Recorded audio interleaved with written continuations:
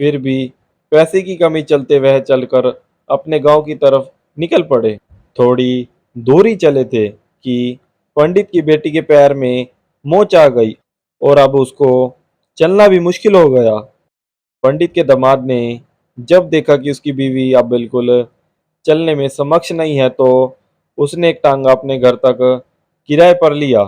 दोनों पति पत्नी टांगे में बैठकर घर तक पहुंच गए, लेकिन टांगे वाले को देने के लिए उनके पास पैसे थे नहीं, इसलिए पंताइन ने जो बूंदी के लड्डू उन्हें दिए थे वही किराए के तौर पर उस टांगे वाले को दे दिए।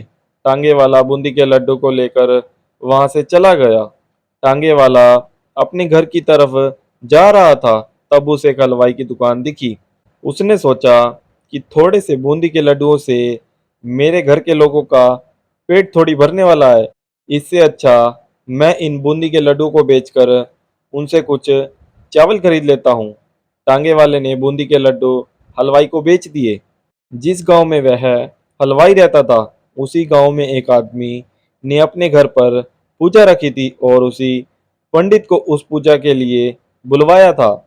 पूजा में लगने वाले प्रसाद के लिए उस आदमी ने उसी हलवाई से बूंदी के लड्डू लिए जहां पर उस टांगे वाले ने बेचे थे।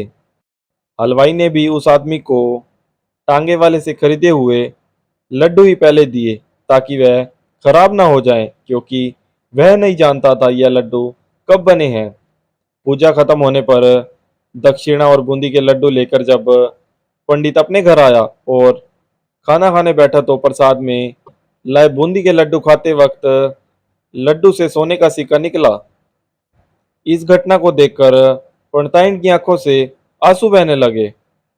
पंडित ने जब पंडिताइन से उसके रोने का कारण पूछा तो पंडिताइन ने पंडित को सब कुछ बताया और पंडित ने उनकी बातों पर भरोसा ना करने के लिए माफी मांगी।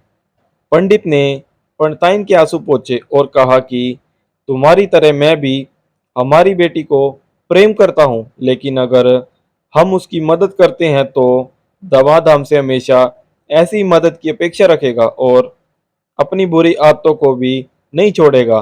पंडिताइन भी अब पंडित की बातों से सहमत हो गई। 2-3 महीने बीत गए।